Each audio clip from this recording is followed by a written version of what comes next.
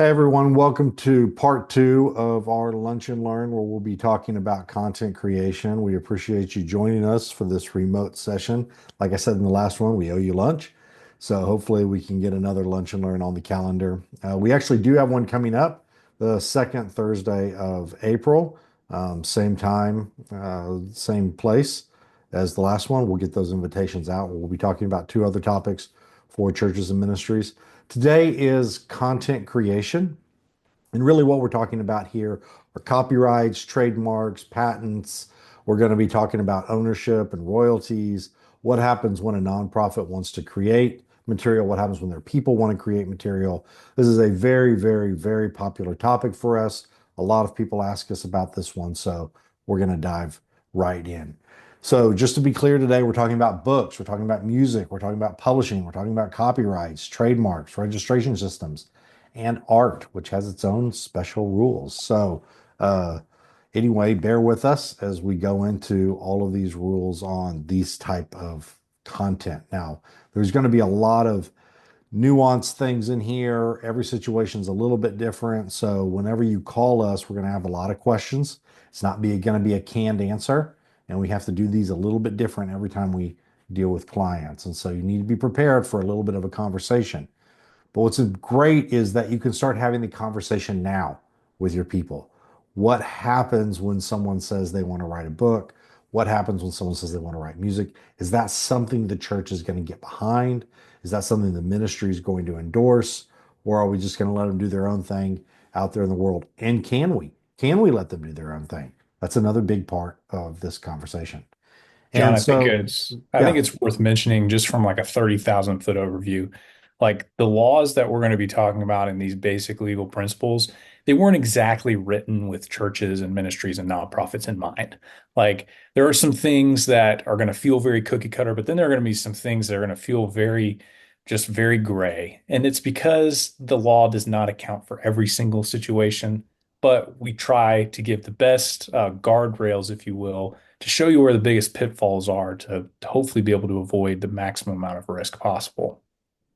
yeah, that's great. And Si, on that point, why don't you go over kind of the work made for hire doctrine a little bit? Tell us a little bit about that.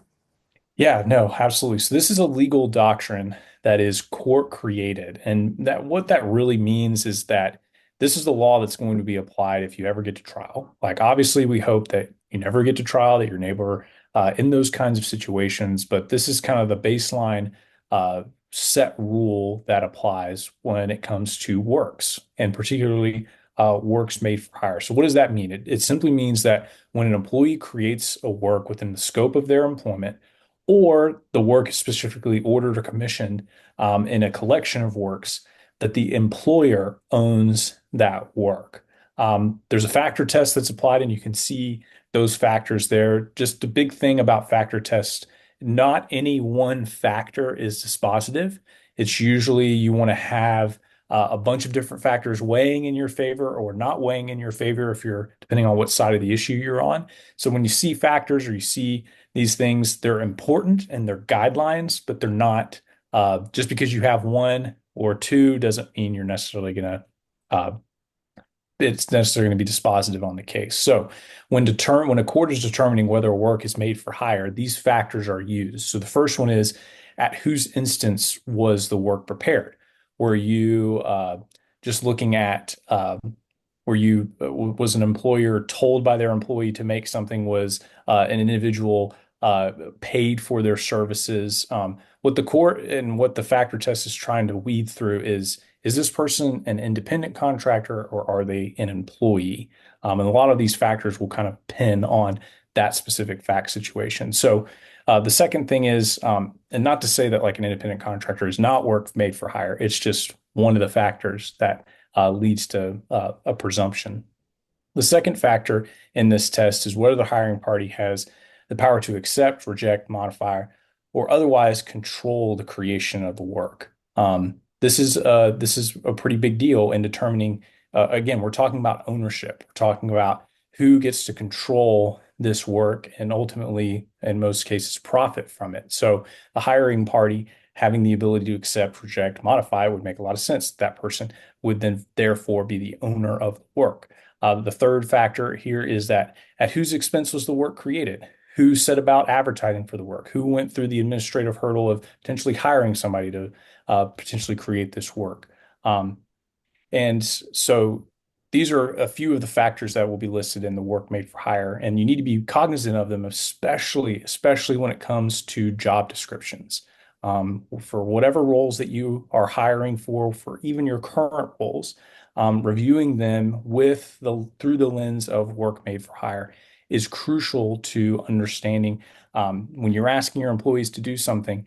You want to have these factors line up so that the organization ultimately is declared the owner of the things that they're creating. Whenever we have a situation where someone's coming to us and saying, "Hey, do we own this or does the employee own it?" We often want to look at the employee's job description. That is really where we're going to hone in to see if this was part of their job or not. If it's not part of their job description, is this something they were regularly required to do as part of their job? Or is this some other situation that falls outside of those and it may actually be the employee's work? The ownership conversation is the place where you have to start. When you say, "Hey, we're going to develop a worship album," or "Hey, our pastors are going to write a book," or "Hey, we're going to do something that's creative," we must understand who's going to own it first. Without understanding that, it's going to cause problems later on down the road. So, one of my favorite church stories of all time is the one about the youth pastor writing a book. This is a great story. Um, this is a true story, and it's one where a youth pastor was writing a book, and he was a young pastor, and the majority of the rest of the church staff was older, and they thought it was so cute. My name's John, so we'll call him Johnny to keep his identity safe. But everyone thought it was so cute that Pastor Johnny was writing his first book. Look at him go in his office, writing his first book. Isn't that so cute? Well, Pastor Johnny had some connections in the publishing industry through family that nobody really was aware of. And youth Pastor Johnny got a $400,000 advance for his book. Uh, and everybody thought it was so cute that he was writing his book until he pulled up to the office Monday morning in his brand new Land Rover next to the senior pastor's dilapidated Jeep. And all of a sudden, everyone wanted to know what was Pastor Johnny doing in his office. And it wasn't right that he was writing his book on church time, even though everybody knew that he was. So, why do I tell the story? The story is less about who owns the book and more about setting expectations and more about making sure that everybody understands what it is that's going on within your four walls, who owns what, and what the expectations are. Because when we're dealing with intellectual property, unlike a lot of areas of law where we ask ourselves, what happens if this goes wrong? With content creation, we're often asking ourselves, what happens if this goes right? What happens if this song is the next huge song? What happens if this book is the next big book? What's going to happen to us? What are we going to feel? Are we going to feel excited? Are we going to feel like we got gypped? Are we going to feel like somebody owes somebody something? That's what we're trying to avoid at the very beginning. We're also trying to avoid legal questions. Were church resources used for this person to get rich? So those are the kind of questions that we need to hash out at the very beginning. Volunteers, volunteers have special rules. They are not employees. The work made for hire doctrine does not apply unless you have an agreement to the contrary written with the volunteer. So one of my favorite volunteer stories: volunteer um, creates a beautiful mural on the church wall. Uh, and later on, the relationship with the church falters, and the volunteer leaves and says, "Hey, I don't want you to use my mural anymore." There's a lot of arguments you can make on both sides. But the fact that there were arguments was a surprise to the church. Volunteers, anything they create, they own, unless you have a written agreement to the contrary. So this was an interesting situation for the church. They didn't realize that unless a volunteer comes in and produces something, creates something, draws something, that they would have any legal right to it, but they absolutely do.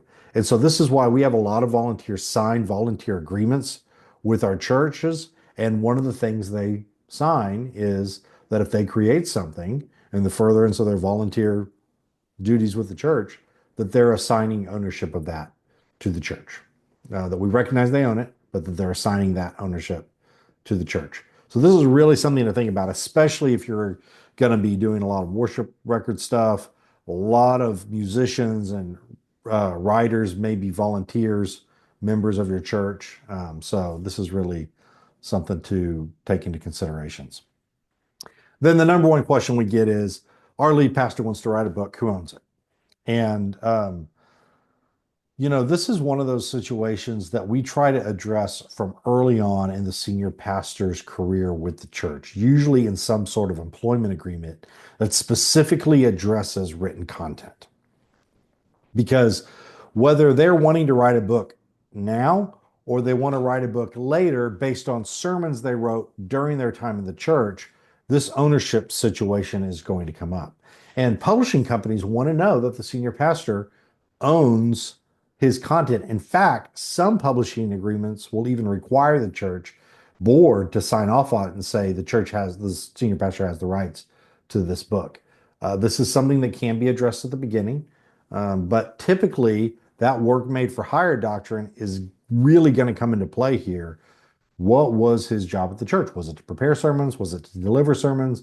Was it to write books? Was it to deliver books? What are we doing here as far as his job? So this is something that if you have a lead pastor of a church and they think that they may want to write something at some point, a book in particularly, really anything, music, anything, but a book is the prime example, then that needs to be addressed by the board straight on, because it's always difficult after the fact when they've written a book, maybe they're selling it, um, or it's on Amazon, and then the question comes up: wait a second, who owns this? Did he do this on church time, church computer? Did his secretary review it, edit it? What's going on with that? So, Sai, tell us a little bit about music. Is it the same? Is it different?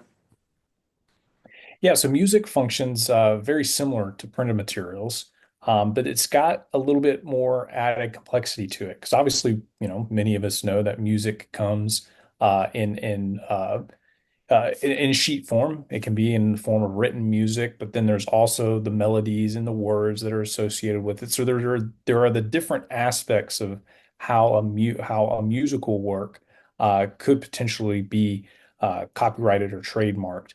Um, and so, Tell us a little bit about, I mean, in your experience, one of the things that makes music complicated is the number of people involved. yeah. The more authors that you throw in the mix, it definitely does get more complicated, and especially when it deals with, ownership is directly tied to a lot of the money-making features like royalties in music. And so, the more authors that you have on a particular piece, usually the more extensive your application for potentially trademarking this, or the types of agreements that you're going to need in order to shore up like the legal side on these kinds of things, especially when it comes to royalties. So music can get very complicated very quickly. And you want to make sure that from the get-go you have clear expectations. I think John's hit on this a couple of times, but it really comes down to, you want everybody to be on the same page. You want everybody to understand what their role is going to be and ultimately what they're going to own within the musical work itself, whether that's a piece of the royalties, whether that's the actual song itself.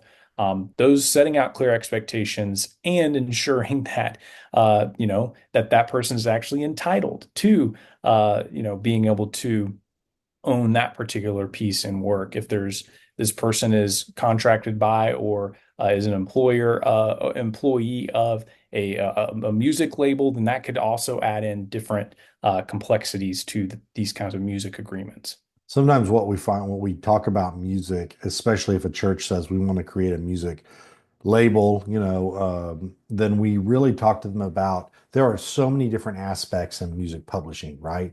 You have the writing, you have the recording, you have the recording artist, you have the producing, you have the distribution.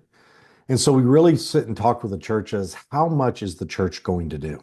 Are they going to record this? Are they going to write it? Are they going to produce it? Are we hiring outside producers?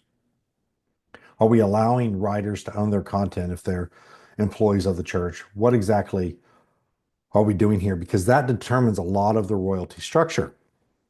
So, for instance, it's very common for producers to get 4% of the royalties. It's very common for publishers to get 50% of the royalties that are left over. It's very common for writers to get 50% of it. But what if there's collaborating artists? What if there's other editors involved or music, mixing experts that want to get a cut of the royalty. So you have to know kind of who all of what your ecosystem is to know how we're going to structure these agreements. They can be very simple, they can be complex. Uh, it's not uncommon to hear um, kind of semi-humorous stories from artists that create these songs. They think they're being very successful and to get royalty checks in the mail for $1 or $2. Well, why does that happen? Part of it could be that they are on Spotify or Pandora and it's fractions of fractions of fractions of a cent per song.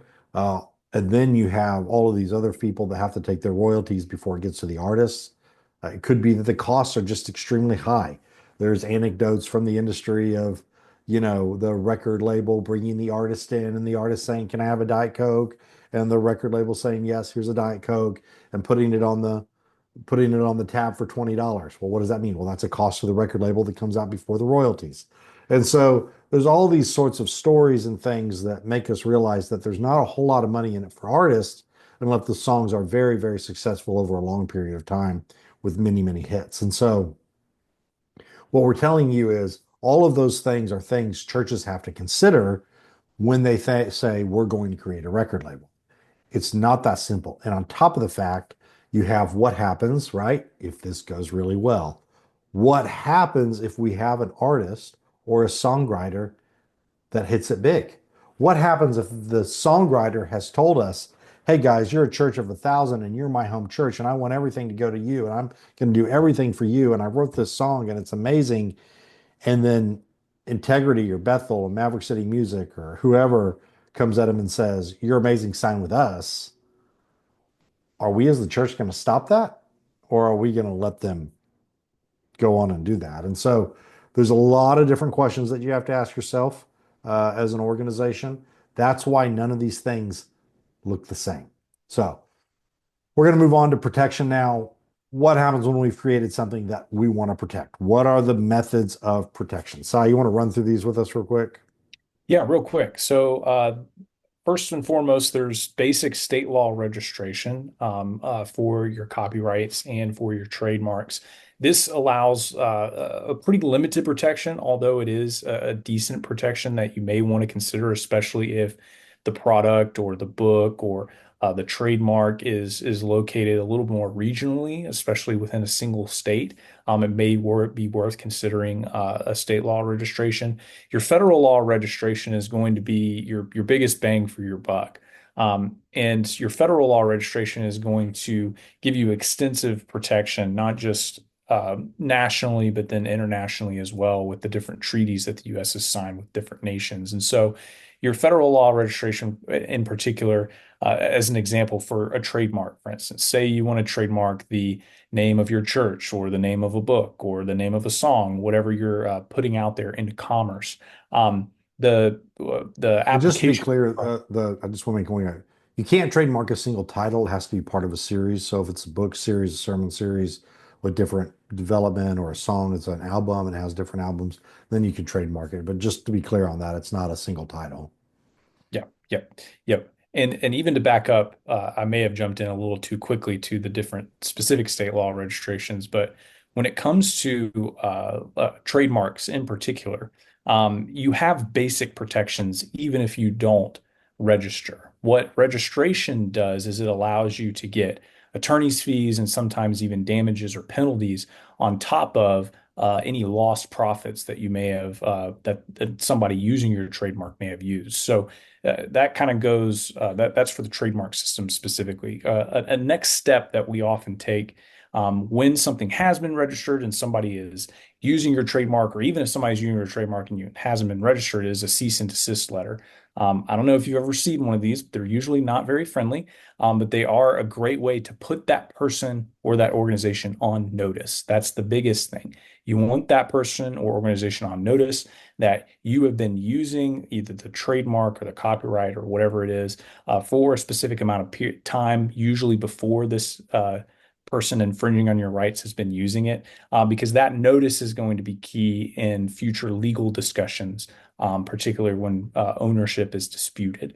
When it comes to licenses, a lot of license agreements will set out like, hey, you are allowed to use whatever our protected IP is for a certain amount of time, and then you have to either give it back or it transfers an ownership. License agreements can vary and are usually used pretty frequently in order to give somebody a limited access to use, and are great tools for that specific purpose.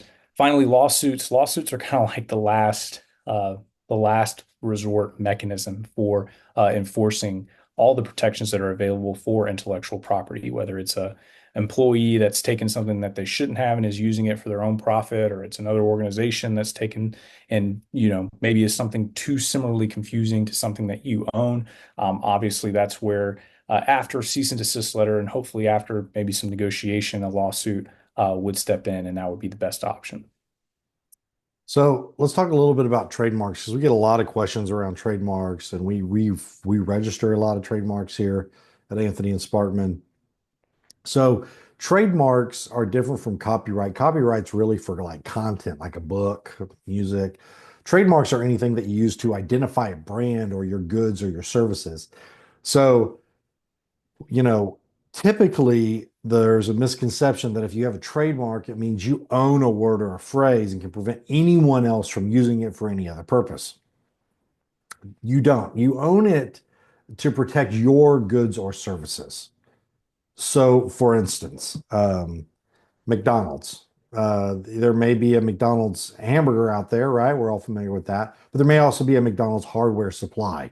So McDonald's corporate hamburger empire doesn't own McDonald's and no one else can ever use it for anything. McDonald's dentistry, McDonald's doctor's office, those sorts of things is kind of what we're talking about. So this is something we get all the time where someone has registered something for, I'm looking at a magazine here on my desk, and it's a living magazine, it's just a neighborhood magazine. But let's say they trademarked living for magazines. They would try to stop anyone from using the word living for anything else ever again. Well, they probably can't do that. It's too common of a term. They may be able to stop another living magazine, but they won't be able to stop, living healthcare or living podiatry or, some other type of living use or living church. And so that's something you need to make you aware of. If you have a trademark, we get a lot of requests sometimes say, hey, we want you to enforce this. It's also something that you can't enforce when it's really so common. So maybe you got it through. This is a common one I've seen with church names. I don't want to pick on anybody in particular. But let's say um, Grace Church. All right. I don't think I've dealt with a Grace Church trademark, so I don't think I'm disclosing anything. Um, but, hey, we want to stop anybody else from using Grace Church. Well, that ship has sailed. There's a million Grace churches out there. You're out of luck. But you may not be out of luck if there's a Grace Church that pops up across the street. Um, and so there are some factors that you may have that say, hey, we may not be able to stop the person 12 states away from using this, but we may be able to stop the person locally from using this. There are geographical factors that you are allowed to do. There's also a difference between owning a trademark and registering a trademark. You may not own the trademark, but you do have the license to register it. These are very specific situations. perhaps ones where someone's been using the mark for 100 years, and someone comes along and registers it, and you try to stop them, and they say, hey, you didn't register it, you've had it for so long, let us register it, um, but we'll give you ownership, or we'll do a co-registration agreement or a co-ownership agreement, like that license that Si mentioned before. If you're still not sure what a trademark is, these are examples of trademarks, famous ones. Trademark stories, this kind of goes back to the whole, can we stop somebody from using it?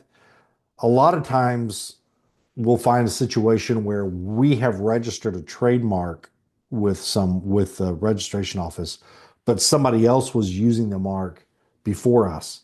And in these situations, we're still allowed to register the trademark. We just can't stop people who have used it before. And this is a little bit of a, sometimes we don't see the best light of people in ministry. Where we had a church, it wasn't Grace Church, but it was a very common name for a church, asked us to trademark their name. And much to our surprise, the name had not been trademarked yet, even though we perceived it as church lawyers as a very common name. Um, and so we said, yeah, we can trademark that for you. And we tried our best to explain the process and what it protected and what it didn't protect from. Uh, and so we registered the trademark. Uh, New leadership comes in, new executive pastors come in, and they say, hey, we have this trademark for our church name. And so we get a call from them, and they want us to write a cease and desist letter to every church in the entire nation that uses this very, very common name, that they must change their name. And we explained to them that's not really how it works. And, they church used it before, and they weren't very, very happy with us, and um, dropped us and hired another attorney to tell them the same thing, which was fine. So if someone's using a name, I guess what I'm getting at is if someone's using a name and you have the same name, registering it to try to punish them is not going to work. Okay. It could limit them in some situations. Hey, you're not allowed to expand outside your geographical area because we've registered it nationally. That may happen. But if it's a name being used throughout the United States, it may not be worthwhile. So, but it may be worthwhile depending on the situation. So, all I'm saying is come to the table with reasonable expectations and let's talk about what we can do to protect your name. Most of the time, people are concerned about one thing. We just don't want anybody stopping us from using the name. We're not trying to stop anybody else. A couple things on trademarks real quick. A couple things I've noticed with working with the USPTO is that sometimes their definition of confusingly similar or what they deem to be an appropriate trademark can feel a little off or a little arbitrary. And so John and I have speculated and wondered if there's just a quota that they're trying to meet where they push back on a certain number of trademarks. So don't be surprised if you get into this journey and you're looking at registering a trademark that it probably could take a little while to get officially stamped approved from the USPTO office. Sometimes they have to push back. They have to ask questions about the mark, ask questions about the original owner. And that's not uncommon to see. And something that we like to explain to our clients and let them know, like, hey, this is what's headed for you here. Yeah. So, copyright registration actually is a constitutional right, your copyright registration, all the way back to Article 1, Section 8, Clause 8, talking about Congress. And so, one of the most important sections of the entire Constitution, it talks about copyright registration. So, this is something that's very, very serious. You get copyrights in literary, dramatic, musical, artistic work, books, plays, music, lyrics, paintings, sculptures, video games, music, sound recordings, and software, and probably even so much more. And so when you create something, you automatically own the copyright to it. Doesn't mean it's registered, but you automatically own the copyright to it. And so you can rest assured that if you've written something you've not registered it yet, you still have had those rights. It does not extend to ideas, procedures, process or systems, methods of operation, concepts, principles, or discoveries. Copyright protects only the expression of the idea, not the idea itself. So you have to reduce it to a tangible work or a tangible medium of expression. It's got to be written down.